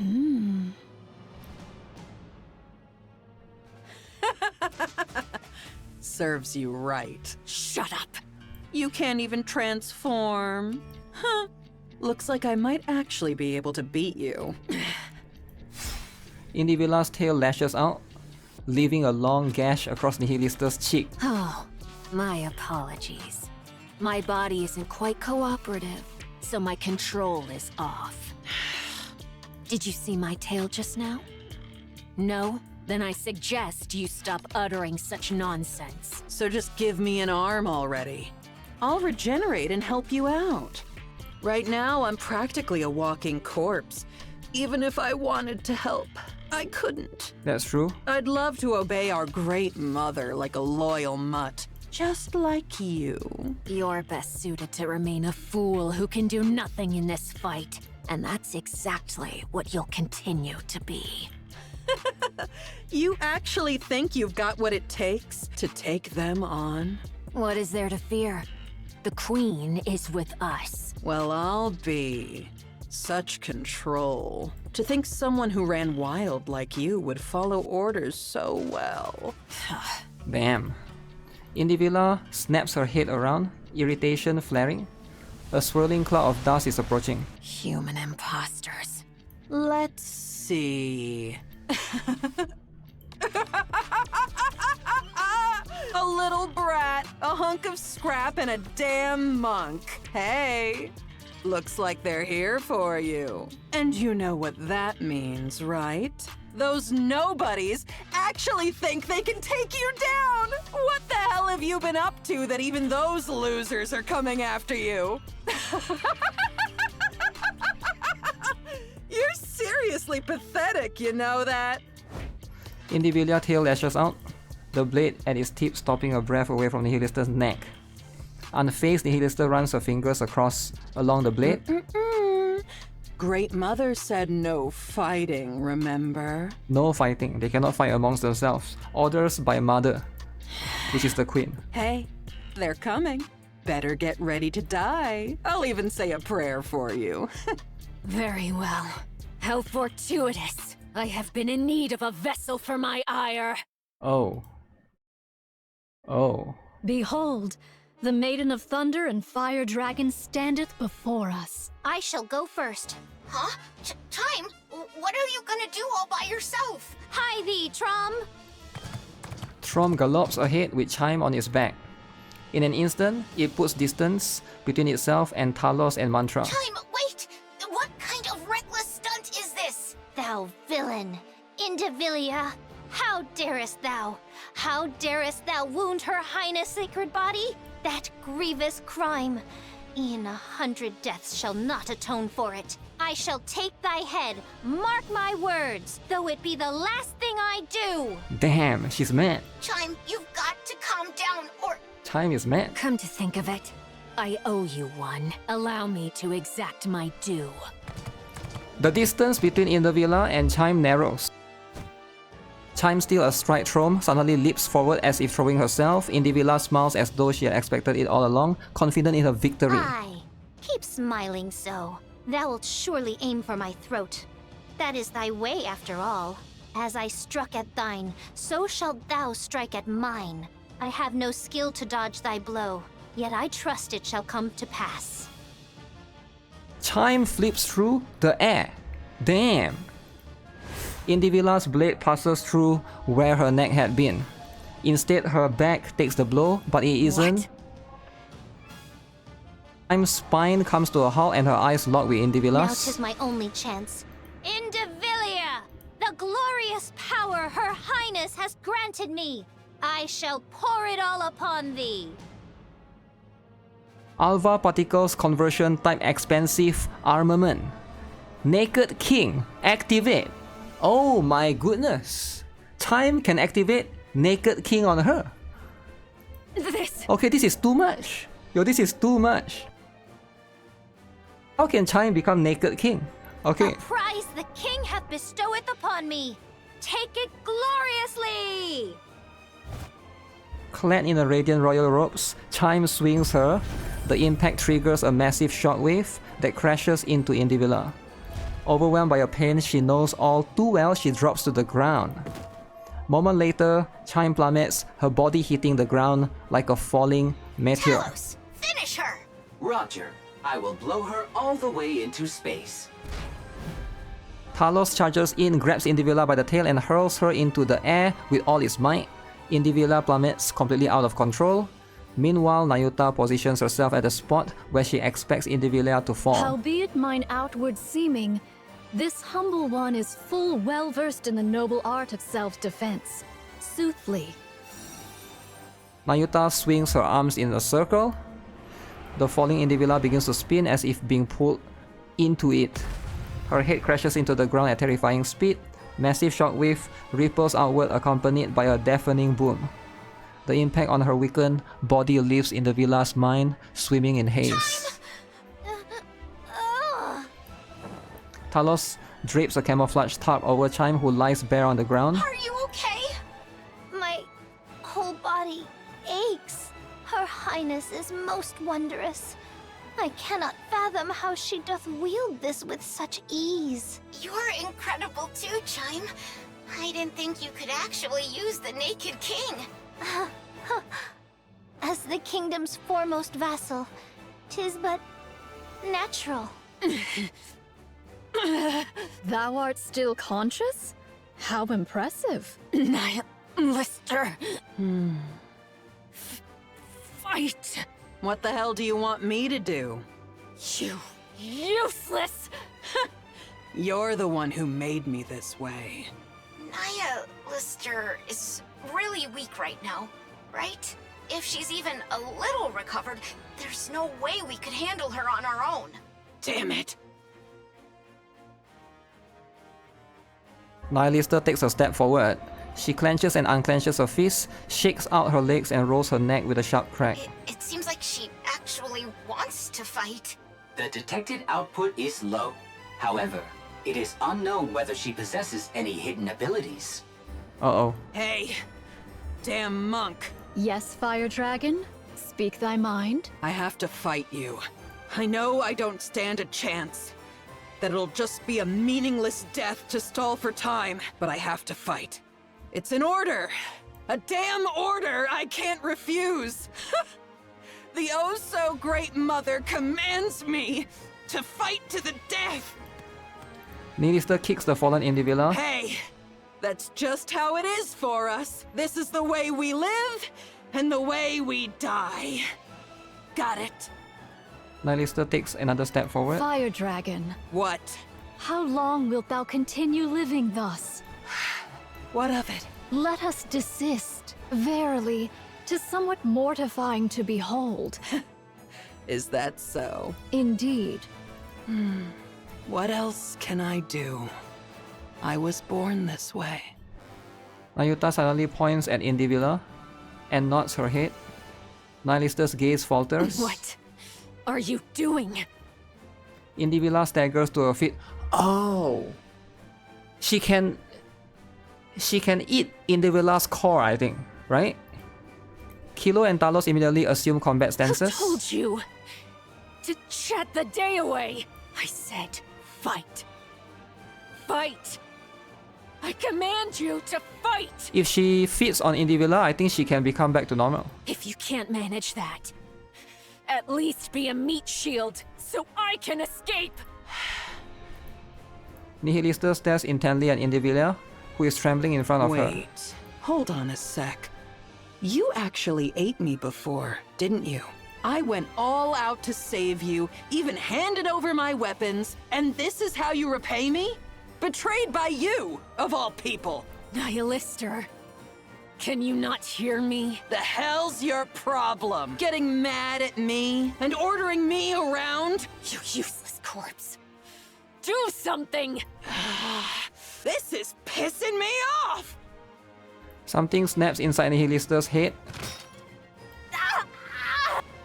Nihilister's sharp teeth sink into Indivilla's neck. Hey, you'll make a fine snack. Damn, so Indivilla is gonna die. But we haven't had Indivilla banner yet. Young Lady Kilo, unto thee do I entrust young Lady Chime. She is sore wearied, and to leave her thus would be perilous. And verily, naught of good shall come of beholding this sight.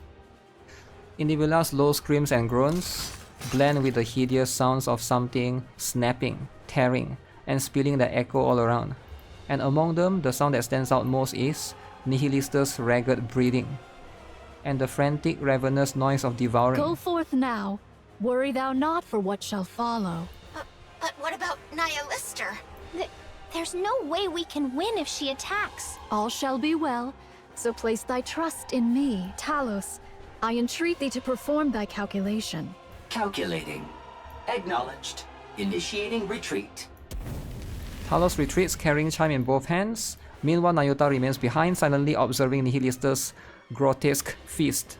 A final resounding gulp echoes, and then everything goes silent. Was the repast to thy liking? Ugh, damn, that's disgusting. For that, thou seemest in good health. Nihilista removes her cloak and hurls it aside.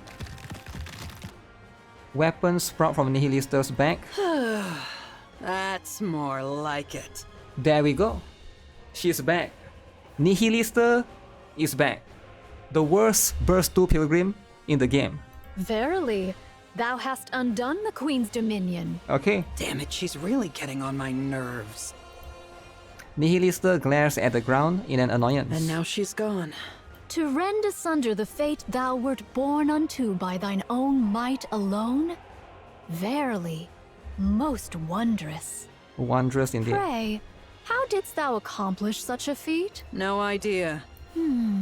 The sole elucidation that cometh to mine mind is that a sudden surge of fervent emotion hath loosed the reins of control. Methinks that control is more feeble than I had erewhile surmised.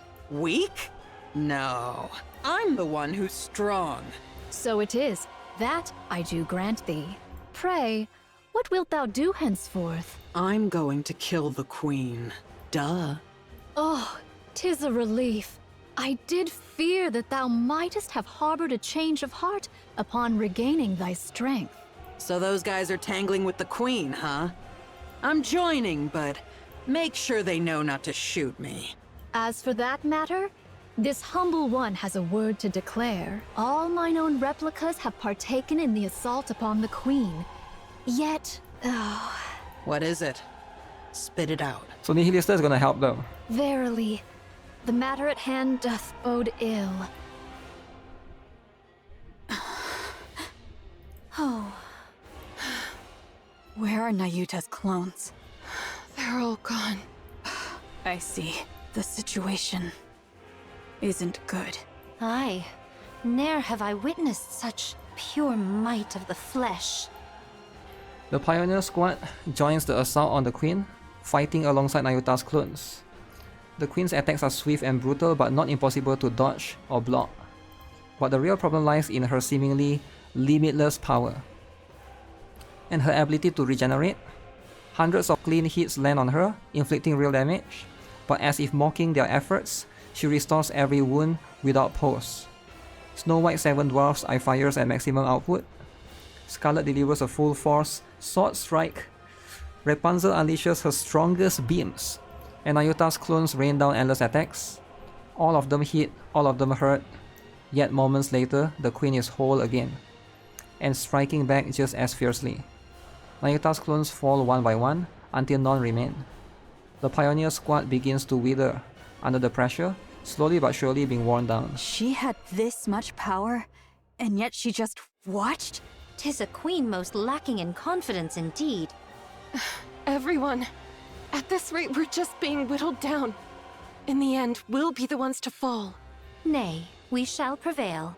It may sound improbable, but that's the truth. Answer with naught but a yea or nay, prithee. Let's use that. Right now? Hark! Now that all the auto-interceptors are rent asunder, 'tis surely the most opportune hour, eh? Use what? Buy me some time. I'll take the lead. A daring request thou dost make. Scarlet dashes forward. Dodging the countless crimson beams the Queen unleashes, she swings her blade at the hand, reaching for her. 3 of the Queen's fingers are severed, only to regenerate immediately, as if nothing had happened. Scarlet lets out a short groan, then continues the exchange of blows. At the same time, Snow White pours her fire power onto what she believes is the Queen's weak spot. Several strikes land, enough to make her think she has the upper hand. But once again, the Queen restores all damage in an instant. Using the smallest movements possible, Snow White intercepts every incoming missile and avoids the streaking crimson beams. The tips of her toes singe slightly, and she sends her focus slipping. Rapunzel centers a mine. For a long time, the Pioneer Squad scoured the surface, leaving no stone unturned. Convinced the Queen is not on the surface, they turn their attention to space. One Ayuta's countless clones are stationed across the surface to track the Queen's orbit. Snow White, Scarlet, and Rapunzel roam from place to place gathering intelligence on the Queen, and simultaneously deploying remotely operated weapons across the land. These weapons are meant for the inevitable day of the final battle. 6,000 missiles in total. The cannons of every emplacement turn in unison towards a single target, the Queen. Where Rapunzel points, Incoming! Everyone, this way! Rapunzel deploys a shield, Snow White and Scarlet hurry inside. The Queen stares, clearly puzzled by their sudden move. Moments later, she sees it. A second horizon line hovering above the real one. The sky is quite literally raining missiles. Crimson light radiates from the Queen's body, but even so she cannot intercept the overwhelmingly fusillade of 6,000 missiles. Explosions and flashes erupt without end. Flames roar as if it to burn the sky itself. A thick choking cloud from the massive blast engulfs the area. Only the Queen's skeletal frame remains, but yet again, she begins to regenerate. Even that wasn't enough? Oh my goodness, it's not enough. 6,000 missiles. By my troth, doth her might know no bounds? Nothing lasts forever. Keep going! Good. Keep slicing, slicing, and slicing yet again, and anon she shall fall. Yes, absolutely! We'll take her down right here! A thunderous roar echoes from the distance. Heads snap toward the sound. The thick curtain of smoke shreds apart in an instant. And then a red two-headed dragon charges forward, skimming the ground like a missile. Nihilister! There it is. Nihilister. She will make the difference. Now can she make the difference though? Is she going to kill the Queen or is she going to kill everyone? 'Tis now the turn of the multitude. Nihilister is on their side. For once. I wonder what's happening to the other heretics. So a lot of them died. Chatterbox died. Indivilia died. But I have a feeling some of them might revive eventually. Maybe an eventual thing.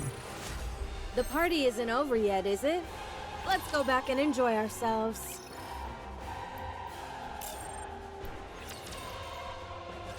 The Queen's regenerative powers surpass all that we have ever imagined. Though her assaults reach us not, so long as ours avail her not, we shall be drawn into a war of attrition, and our defeat shall be assured. She is a being who hath wandered the expanse of the cosmos these 100 years past. Who can fathom the measure of power which she hath amassed therein?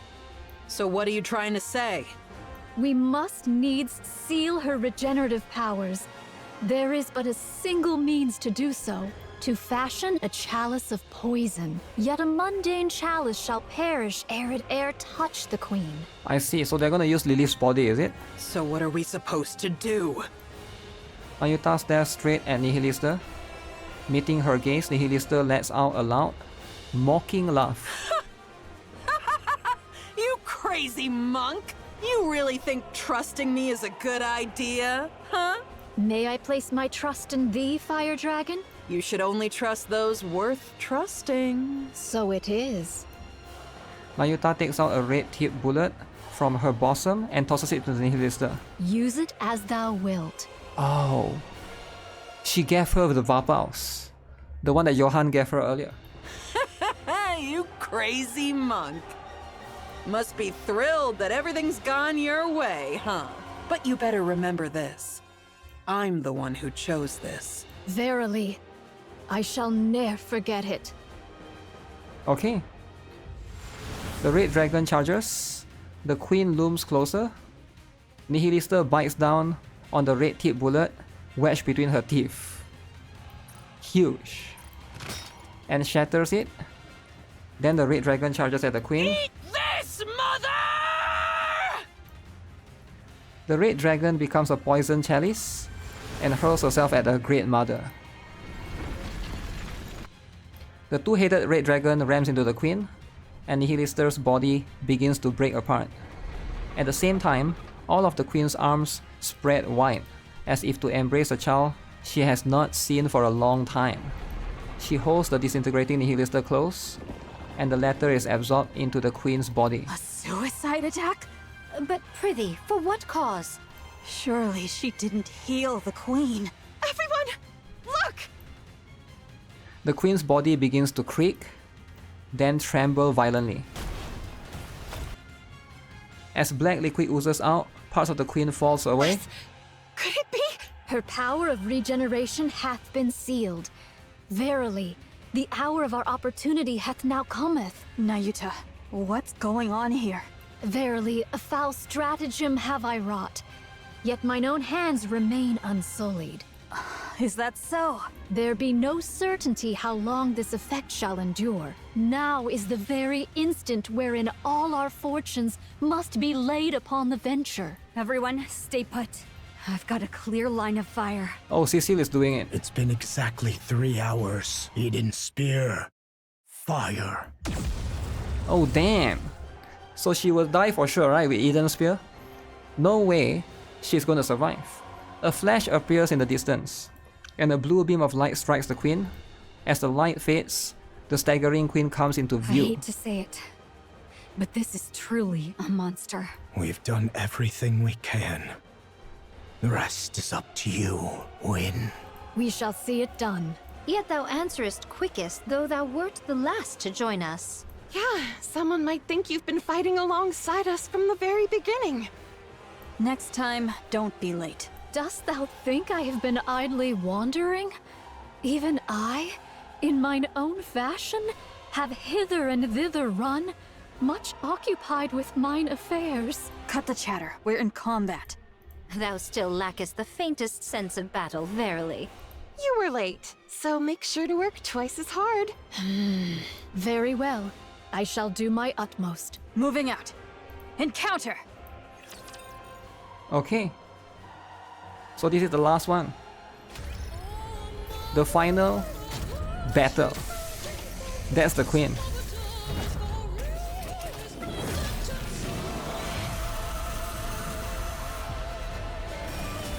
It's called Queen 001. So there's multiple queens. We've won. Happy now. Lo, she harbors no thought of falling. Don't stop your attacks!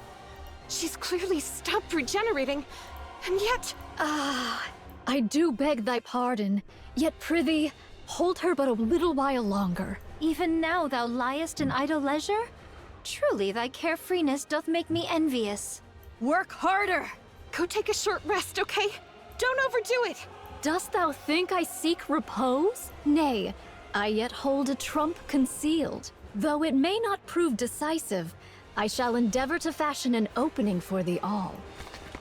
Without a word, the three give a brief nod and take off towards the queen. Nayuta spins off her heel and runs the other way. She finds flat ground and sits in a meditative posture. Amid the rising clamor around her, she forces herself to shut it out. Closing her eyes, she gathers herself. Her consciousness spreads outward, connecting with her other clones across the surface.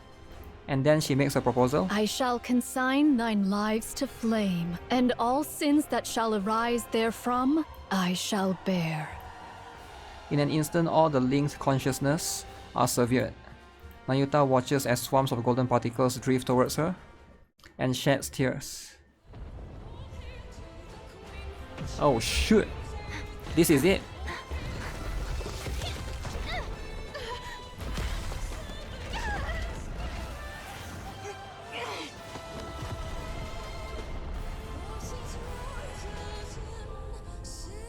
So is Nayuta coming in to save them?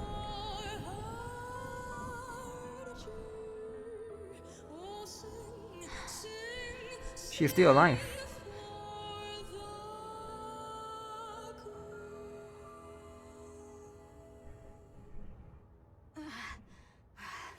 I standeth ready.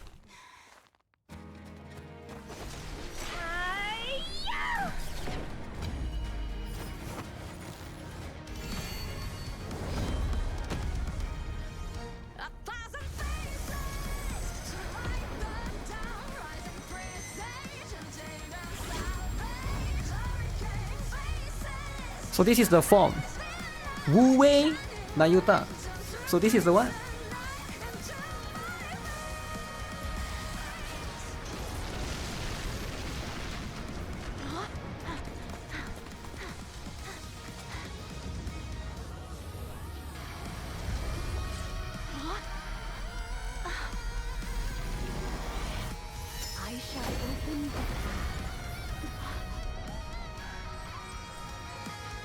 Is she floating in the air?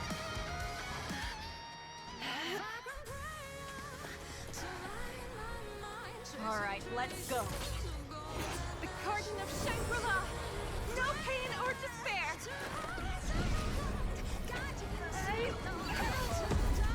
Please. 7 dwarves ready. Dazzling hope!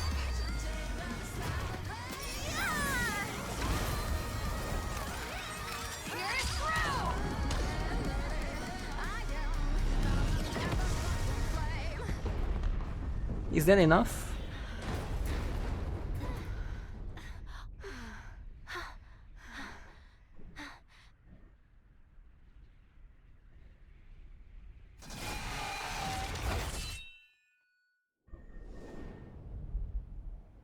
Oh, Scarlet sliced the head.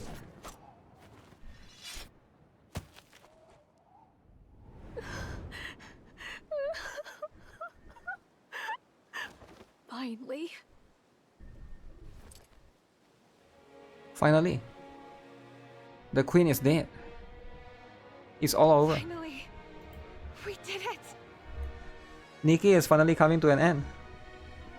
Wow. Uh-oh. Is it though? What is that thing?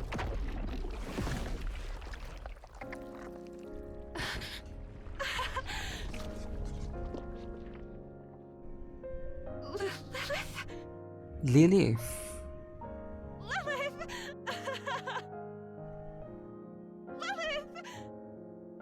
No, that's not her, right? Oh shoot. Did Rapunzel die?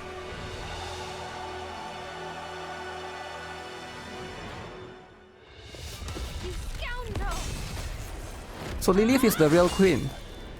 Okay.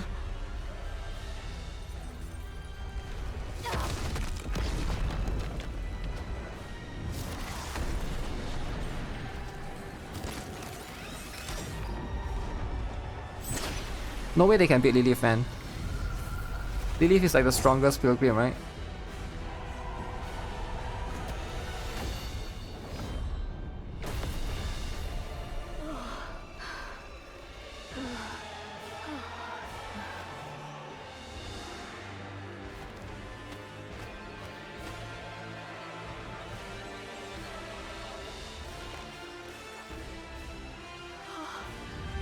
So they are all dead.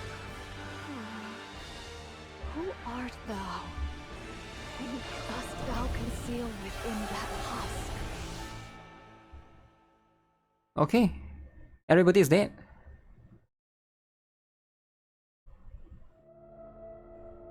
That which takes Lily Wise's form fixes its eyes on Marion.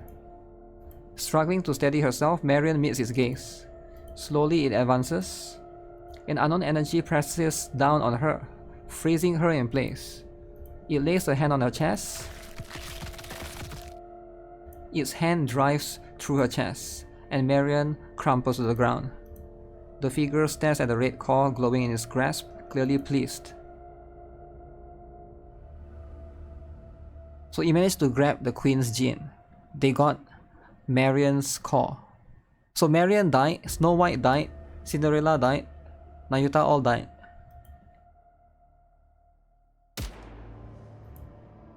Its head jerks slightly and turns around. Papillon pants heavily, tasting a fear she has never known before. What? Hey, you. What are you? What even are you?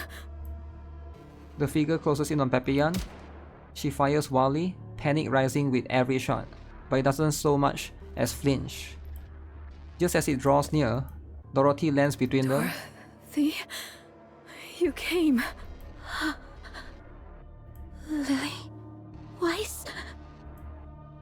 The figure looks at Dorothy. Her chest tightens as tears threaten to spill.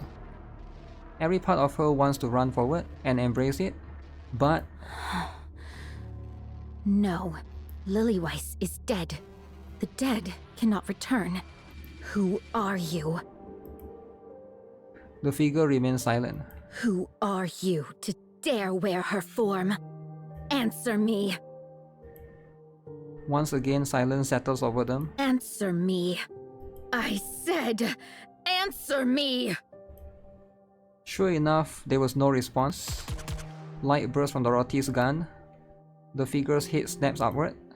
Slowly, it lifts a hand to its forehead, where the light grazed.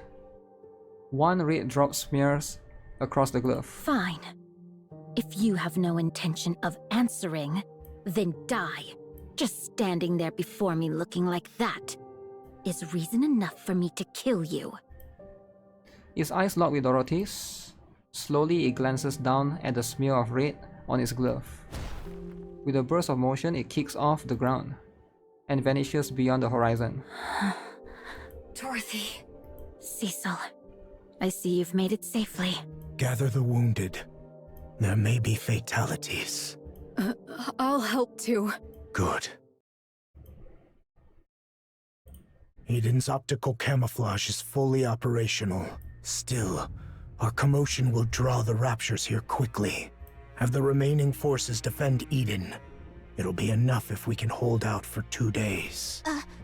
Understood. What an extraordinary turn of events. Wait, it says crown but it's chime. Hast we won, Your Highness? I'm not sure yet. It's too early to jump to reckonings. Methinks the word be conclusions. What's become of everyone? Inherit has been wiped out. Inherit died. Noah died. Isabel gone. Heron, not sure where she goes. Wiped out? Only Noah's brain is being stored in the brain shelter. As for Isabel and Haran, they have fallen. Funeral for them. I see. Marion has lost her core and is in a comatose state. She remains alive for now, but her condition is unstable. As a heretic, she's difficult to treat. We have no choice but to rely on her regeneration. Rapunzel's body was completely destroyed, save for a portion of her head. Her brain has been stored. Scarlet is heavily damaged, and her condition is too unstable to allow for brain extraction. She's in the most critical condition. Oh shit, Scarlet is in the most critical. Scarlet will be the first one to die. Man. Nayuta sustained moderate injuries. After releasing her power, her physical durability increased, preventing fatal injury. She will be cleared for duty soon. Okay, at least Nayuta is fine. Snow White was cleanly severed. Oh shit. Due to the precision of the cut, her injuries are minimal. Cecil is repairing her, so she should be back on her feet soon. And that's all. Okay, at least Scarlet... Looks like Scarlet, Rapunzel and Snow White is going to remain alive, hopefully. But I think Heron and Isabel is gone for good though, right? Johan. Don't, Dorothy. I don't wish to talk to you right now. Don't want to talk to you. You betrayer? I'm going to rest for 10 minutes. 10 minutes? Wait, what do you mean 10 minutes, bro? Bro, rest for... After that, only 10 minutes? Okay, Johan staggers off. After everybody dying in front of him, I just need to rest for 10 minutes. Alright, give me 10 minutes. Dorothy watches him go in silence. Okay. Reattachment is complete. Wait, who is this? Snow White, is it? It may sound strange, but the cut was so clean that reassembly posed no difficulty. Yup, Snow White. Hey, are you alright? I remember it all. What exactly do you remember? About Lilith. Cecil. Yes? Give me some weapons and equipment. There's no way I can beat her with what I've got now. Oh shoot, Snow White version 2. I have no money, so put it on my tab. No money. Snow White broke. Perhaps you don't know this, but Eden has plans for weapons and equipment reserved exclusively for the pioneers. They're meant as a gift. Oh, so they're gonna have a new version soon. Okay, that makes sense. For the day we might one day fight together. Johan is the one who prepared them. Why weren't these given to us sooner? As I said, we're still in the planning stage. Oh. When can you complete them? If you cooperate, 2 weeks will be enough. All right. I'm counting on you. The same to you. Snow White closes her eyes, reaching into the recesses of her memories. A white landscape flickers into view. A field overflowing with white lilies, swaying gently in the wind. Lilith. A crimson landscape flickers before her eyes, reeds dancing under the blazing sun, an old melody carried by the wind. She recalls their final farewell, and tears roll down her cheek. Red Hood. Damn.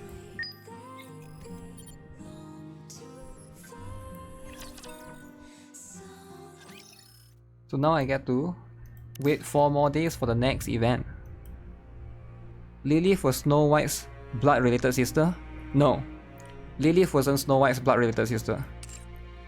So for those of you who are not aware, Lilith was the leader of the Goddess Squad. So basically Red Hood, Snow White when she was young back then, Scarlet, Rapunzel. So Lilith was their leader. Apparently Lilith was quite strong that she could beat all of them in a fist fight or something. Basically that's basically the law in the Goddess Squad. You guys can watch back the Goddess Squad, right? But before the end of the Goddess Squad, because Goddess Squad is a bit complicated, right? They were fighting Cinderella back then. Cinderella was brainwashed by Red Shoes. Remember the story back then, right? So Red Hood was fighting Cinderella. I mean, Red Hood was the one that killed Cinderella basically, right? In the previous story. But what happened is, before the final fight, Lily-Wise and the commander went away. Right? That's pretty much what it is. Lilith knows Snow White before she was human, so they are quite close. Yeah, I would say they are quite close, right? The last one that came in was, I think, Red Hood, right? Lilith was so strong but still died. We actually don't know what happened to Lilith, actually. She just disappeared with the commander. She just said that we need to go somewhere, we need to do something. And then she just disappeared. Oh yeah, Dorothy was also part of the Goddess Squad, right? But I'm curious what happened, right, in that period of time when Lilith goes somewhere with the commander. And now that Lilith's body is basically taken by the queen, right?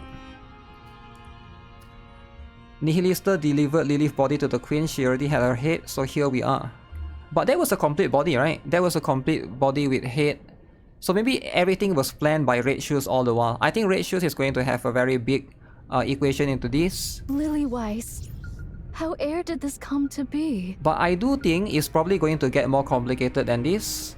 If Lily-Wise was that strong, why would the queen be afraid? Because we need to remember that the queen is only afraid of one person, which is Cinderella, right? But Cinderella is probably fighting her own battles right now, because apparently Hansel and Gretel is betraying them. But that's going to be a separate thing, right? Which I don't want to put too much gas on that. Precious things. And I'm guessing Commander is also busy on the other side dealing with 4 beasts. It has to get complicated. Lily-Wise, I mean, it's always complicated from the beginning, how right? did this come to be? But I think the story is pretty well told. I do think that it's quite reliant on some of the previous one though. So if you didn't really read any of the previous one too much, it might be a little bit difficult to get the full picture, right? Lilith had some days to live due to her power being too much for the body. I do think that there's a lot of puzzles here and there, but I do think that they have to leave the puzzles here and there, right? Indeed. Even the puzzles that led to how. I have a feeling Red Shoes work for the queen, right? Because it makes the most sense. Because we all know Red Shoes died, right? Red Shoes died, supposedly. But now she's alive. Somebody revive her. Now who has the power to revive Red Shoes? I don't think it's Hansel and Gretel, right? Because even though they have a little bit of connection to her, somebody revived her, right? So that one will have to find out. That's going to be a separate thing on its own. Nihilister also killed remains of Lilywise nymph. Yeah, but Indivilla is dead now, which is a little bit weird. Also, there's a lot of blank spots because during this period, why is Liberalia not helping them, right? I'm guessing Liberalia is fighting her own battles as well with Commander. I have to read the main story for that, right? You're actually more interested in Sixo instead of the Red Shoes? Yeah, I think Sixo's story is much more closed to that particular thing within the arc. Because you're fighting a terrorist within the arc, right? That's probably the more important one. Get this one so that you can get your chime. The Naked King chime. Naked King chime. And then we'll see how it is. Wait, which one is this? This is the new wallpaper. NIKKE